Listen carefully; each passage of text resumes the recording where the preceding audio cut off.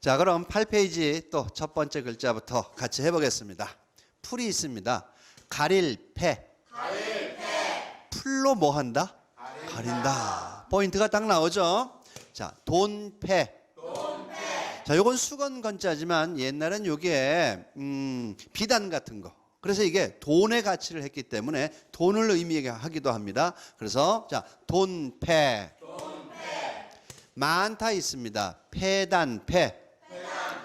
폐단이라는 것은 어떤 일부분만 잘못된 게 아니라 전체적으로 다 썩어 들어가고 전부 다 잘못돼 버리는 이러한 어떤 전체적인 구조적인 문제를 폐단이라고 보통 얘기합니다. 우리 국어가 정확해야지 한자의 어떤 학습의 의미도 있죠. 자, 그럼 계속 갑니다. 가릴 패.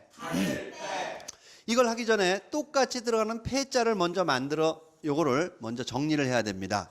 울타리가 있고 작을 소자가 두 개 있고 여기 사람 다스리다 있네요. 자, 사람이 울타리를 하나 만들어 놓으면요, 이게 한 번 만들었다고 천년만년 가는 게 아니죠. 비바람에 또는 사람이 건들고 하다 보면요, 하나둘 무너져서 점점 헐어지는 거예요. 허물어지는 거예요. 그렇다면 요거만 따라하세요. 헐패. 울타리가 있었는데 이 사람이 울타리를 잘 다스리려고 노력을 해도 울타리 바깥에서 작게 충격이 가해지고 울타리 안쪽에서 작게 충격이 가해지면서 조금 흙덩이 하나 떨어지고 돌 하나 떨어지다 보면 이 튼튼하던 울타리가 세월이 지나면서 뭐해지더라? 헐어지더라. 그래서 헐패가 됩니다. 자, 그 다음에는 이제 연결만 하면 됩니다. 가릴패. 울타리가 허물어졌어요. 헐어졌는데 울타리 안에서 남들 못 보게 목욕도 해야 되고 내 일을 해야 되는데 남들이 지나가면서 다 쳐다보면 안 되겠죠. 임시로 여름 같을 때는 풀 같은 걸로 헐어져 있는 그 울타리 부분을 뭐 해줘야 된다? 가려줘야 된다. 자, 돈패. 재물이라는 것은 잘 헐어지지 않아요. 예를 들어서 금, 은, 보화, 다이아몬드 이런 것들이요, 10년, 100년 지나도 절대 자기 모양이 변치 않고 꿋꿋하게 구슬 같은 거, 옷 같은 거 이런 건 변치 않아요. 그런데 재물 중에서 쉽사리 헐어버리는 재물이 있어요. 이건 사람이 인위적으로 만든 거죠.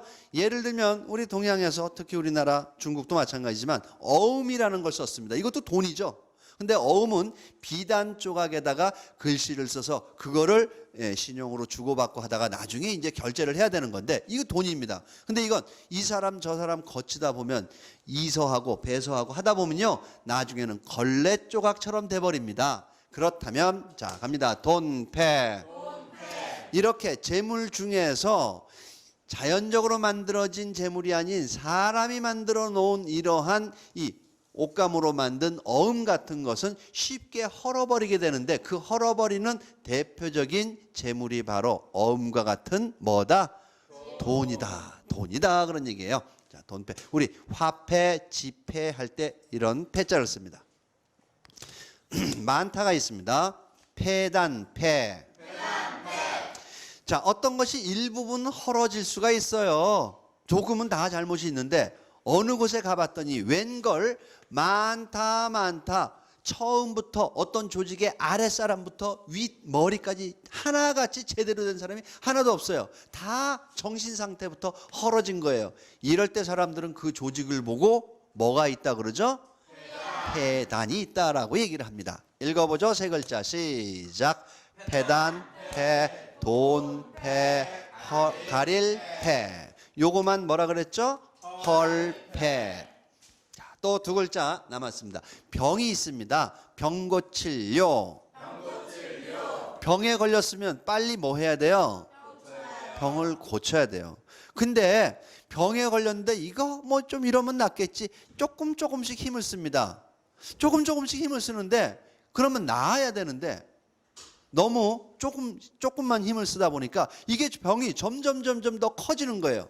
그러면 이 병을 제대로 고치려면 어떻게 해야 돼요? 제대로 고치려면 약을 먹어도 요만큼만, 의원이 주는 거 한 3분의 1만, 10분의 1만 먹는 게 아니라 왕창 먹어서 제대로 여기에 대한 대처를 해야지 병을 고칠 수가 있더라, 그런 얘기입니다. 자, 다시 한번 병 고칠요. 여기 병이 있네요. 기초에서 배운 병에 걸렸습니다. 그런데 이 사람이 처음에 어떻게 시작을 했느냐? 이렇게 시작을 한 거예요. 힘을 쓰긴 썼는데 크게 썼어요? 작게 썼어요? 작게 쓰니까 병이 고쳐지기는커녕 병이 점점 더 커지는 거예요. 도지는 겁니다. 그래서 안 되겠다 이렇게 대충 했다가는 병 고칠 수가 없겠구나 해서 그 다음에 제대로 마음 먹고 돈을 많이 들여서 큰 대자에 찍다 배다, 이 얘기는요, 있는 전 재산 톡톡 털어서 좋다는 약을 탁 구해서 지대로 크게 힘을 쓰니까 작게 힘써서 고칠 수 없던 이러한 병도 뭐 할 수가 있었더라? 고칠 수가 있었더라 해서 병 고칠 료, 우리가 치료할 때 이런 료자를 쓰는 겁니다. 자, 동료료. 동료가 뭐예요? 같이 일하는 옆에 있는 무리를 동료라고 얘기합니다. 그럼 동료는 내가 열심히 해서 잘 나가려고 할 때 옆에서 발목 잡고 늘어지는 게 동료입니까? 아니죠. 진정한 동료는 열심히 일하다가 옆 사람이 힘에 겨워할 때 얼른 가서 야, 이렇게 힘들면 빨리 나한테 얘기해야지. 이리 와, 내가 도와줄게. 이게 진정한 동료라는 얘기입니다. 자, 다시 한번 동료료. 자, 여기서 힘을 쓰는데 나의 힘은 너무 미약해서 작게밖에 쓸 수가 없었어요. 그런데 하다 보니까 일이 밀려서 이제 큰 일이 남아 있는 거예요. 이거 일을 제대로 못하면 일을 망치게 됩니다. 그래서 크게 찍고 베고 할 일이 생겼습니다. 이럴 때 묵묵히 옆에 서 있다가 기꺼이 도와줄 수 있는, 이 큰 일을 할 수 있도록 도와주는 이 옆 사람을 우리는 누구라고 얘기한다? 동료라고 얘기한다. 동료의 역할까지도 여기서 제시를 해놓은 거죠. 자, 그럼 읽어보겠습니다. 시작. 동료료, 병고칠료, 폐단패, 돈패, 가릴패. 잘하시네요.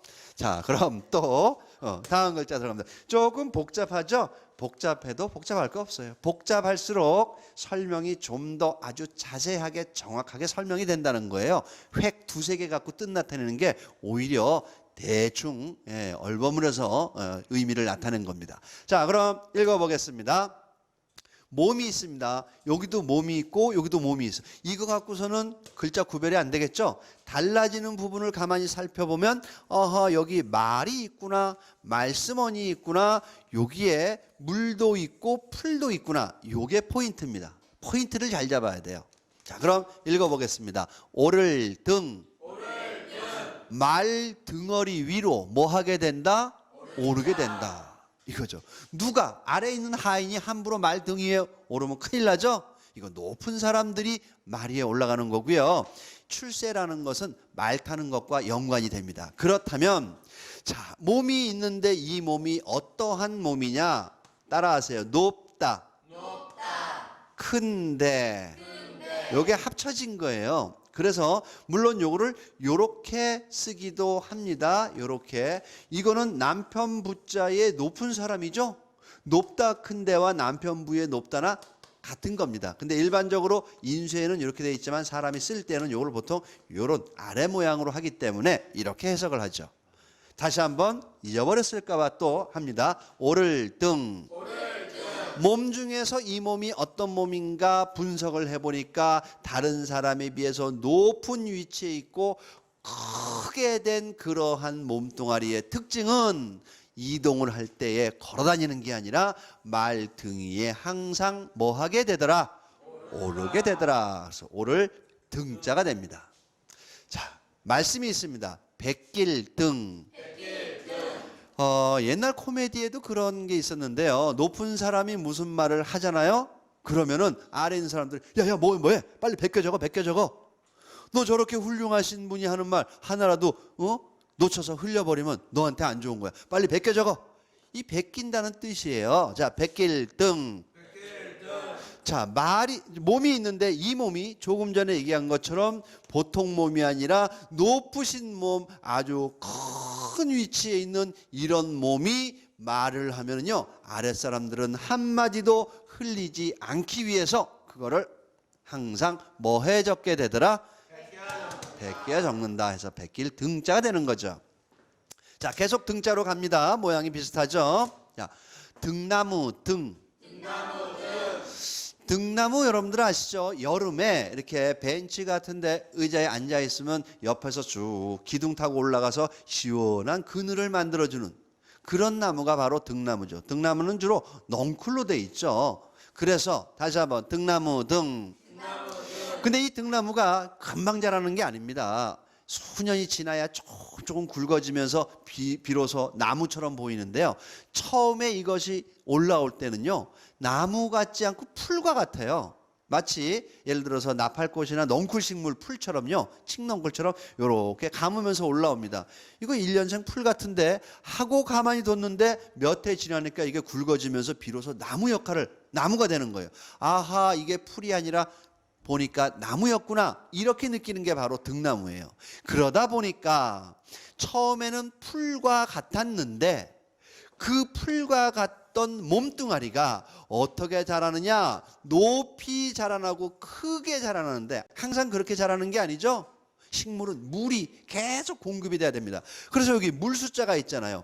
요 풀과 같은 그 몸뚱아리에 물을 계속 수년간 공급이 제대로 되니까 그 몸뚱아리가 높고 커지면서 비로소 이건 나무구나라는 걸 인식하게 만드는 그러한 수년에 걸쳐서 자라나는 요 풀과 같은 식물이 바로 무슨 나무다?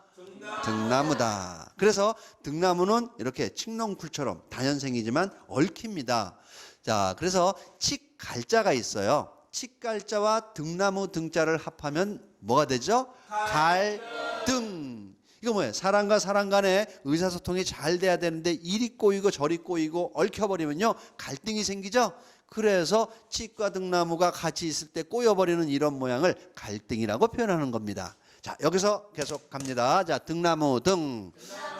세 글자 복습을 해야 되겠죠. 시작. 등나무 등, 백길 등, 오를 등. 좋습니다. 두 글자가죠. 자, 사람 있습니다. 짝반. 우리 흔히 자기 인생의 짝을 반려자 그러죠. 그럴 때 이런 짝반자를 씁니다. 자, 배반반. 여기서 반자가 나오는데 요것만 가지고 따라하세요. 절반반. 높다, 모으다 딱 잘라놨습니다. 절반을 잘라놨죠. 그래서 절반반. 요것만 가지고는 절반반이고요. 자, 짝반. 자, 사람이 인생을 살아가는데 그 바로 옆에서 나의 몫의 절반을 해주는 사람이 있어요. 그 사람이 바로 나의 누구다? 짝이다. 그래서 인생의 절반은 자기 짝에 달려있다. 우리 옛날에 드라마도 나온 게 있었어요. 절반의 실패. 그러죠? 절반의 실패는 뭐예요? 나의 인생인데 자기 반려자를 잘못 만나서 가정이 파탄되는 경우, 이건 절반이 실패한 겁니다. 인생에. 그렇죠? 자, 아무튼 짝반자가 되고요. 자, 배반반. 배반의 개념을 잘 아셔야 됩니다. 쟤는 나 본 지가 10년이 됐는데 10년 전부터 완전히 나하고 반대야 반대. 쟤는 나를 배반했어. 이건 아니죠. 배반이라는 것은 믿고 정말로 다 주고 알리고 이렇게 했는데 어느 날 갑자기 딱 뒤돌아서는 거, 이게 배반이죠. 즉 앞에서는 마치 믿는 것 같지만 뒤에 돌아서 반대 행동을 하는 거, 이게 바로 배반입니다. 자, 배반반. 요거만 따라하세요. 반대반. 요거는 뭐 문헌상으로는 요런 모양, 이 모양이 반대로 어긋나 있다 해서 반대반자인데요. 자, 그렇게 보시고 여러분들 아는 걸로 넘어가고, 절반반입니다. 절반만 반대한다 이거죠. 다시 배반반. 절반만 반대한다는 얘기는 얼굴 쳐다보고 있을 때는 찬성하다가 뒤로 딱 돌아서면 반대. 이렇게 절반만 반대하는 걸 흔히 뭐 한다 그래요? 배반한다. 자, 그럼 읽어보겠습니다. 시작. 배반반, 짝반, 등나무 등, 백길 등, 오를 등, 가릴패, 돈패, 패단패, 병고칠료, 동료료. 네, 이렇게 해서 10자를 마치겠습니다.